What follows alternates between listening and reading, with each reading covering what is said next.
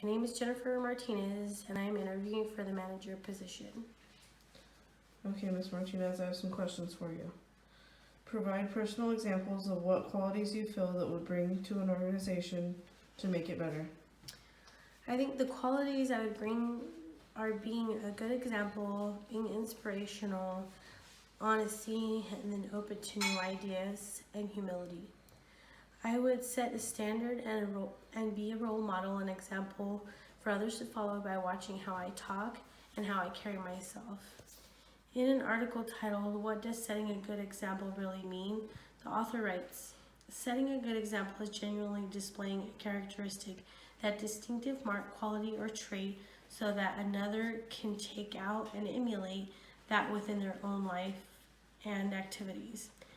I once was involved in a situation with a medication that had been delivered wrong. The other therapist I was working with did not want to report the error, but I thought through honesty and integrity that I should report it. The way I acted in this situation is exactly how I would like others to act, with being honest even when it seems very difficult.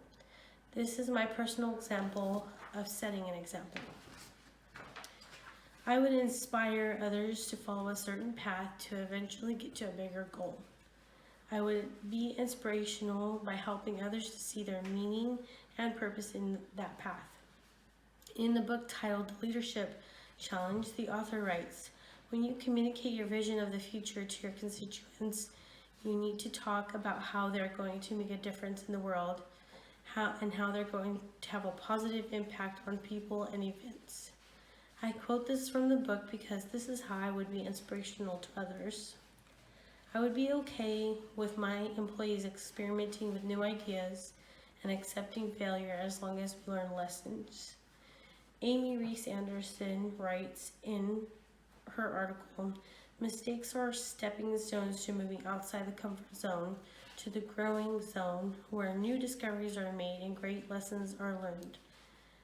I think that it is important to stay humble and to know that you will need the help of others, or as I read in an article, humble leaders shift the load from their own shoulders, allowing their employees to grow and improve by taking on more responsibility themselves.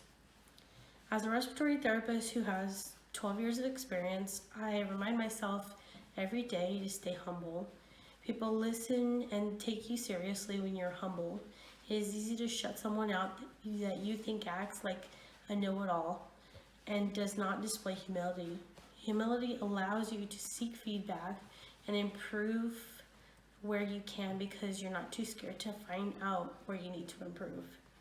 I think it is also important to be open-minded as a manager and seek ideas from the group. What do you look for in a new hire?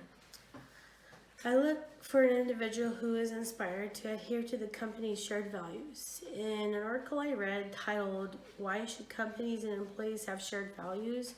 the author writes, "When an employee value system aligns with the company's value system, then you have true corporate employee balance. Once this occurs, the employee, department, or division most likely will not make decisions that are adversely affecting the company." This summarizes how I feel about shared values. I look for someone that can set an example for others and someone to inspire others and act as a leader also. I look for people that communicate and are willing to learn and grow with the vision of the company. I look for someone credible and honest. I look for people who are enthusiastic and passionate about what they're going to be doing. I look for someone who's driven and willing to learn and not be complacent. I look for someone to challenge the process but be respectful while doing so. While challenging the process, mistakes are made, and that's okay, as long as we learn from them.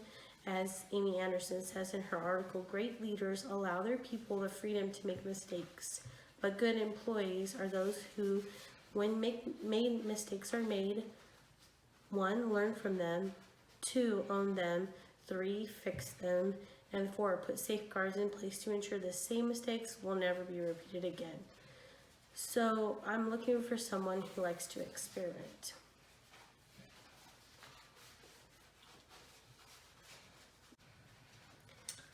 How would you go about firing an employee?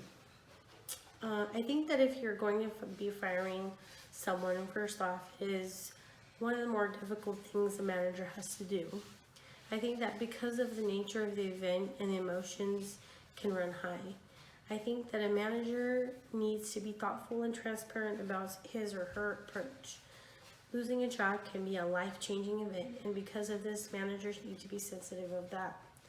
Prior to firing someone, they need to be having conversations with this particular individual each time they do something wrong leading up to the firing. According to Dave Ramsey, letting someone go is not easy or comfortable. It should never be your first option when dealing with an employee that's not up to par. You want your team members to soar. If there's a problem, give them every opportunity to fix it. You need to be clear why you're firing a person. Speak to them about closure and moving on forward.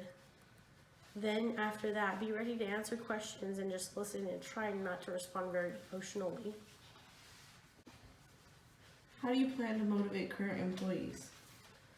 I think motivation is very important to keep up the team spirits. I think that to get employees motivated, you have to know them more on a personal level and personally recognize people for their accomplishments. Recognize people right on the spot for what they've done. Make specific comments about the great things that they've done. Simply saying thank you from time to time, I think helps. I think motivating others also means rewarding them by giving them more responsibilities to take on and showing that you trust them.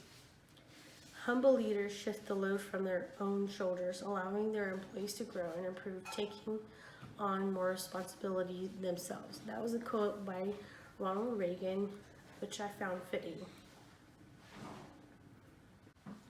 Okay. What are your weaknesses as a manager? I think that a weakness as a manager that I would have would be the fact that I would take on way too much all at once on my own. I think that I would have to learn to enlist the help of others to get my visions to become realities. Susan Heathfield writes, when leaders share out a powerful vision and organize and staff the workplace to accomplish it, a powerful dynamic drives employees' performance. I think that I'd have to learn to create latitude and give some of my power to my employees to get some of those things done. I think that I deserve an A in this class because I spent lots of time on my discussion board discussions. I was thoughtful about each post that I made, and I posted on other people's discussions, and I was thoughtful about that. On the essay that I wrote, I got really good feedback, and I think that I've also spent lots of time on this final project, so I think I deserve an A in this class.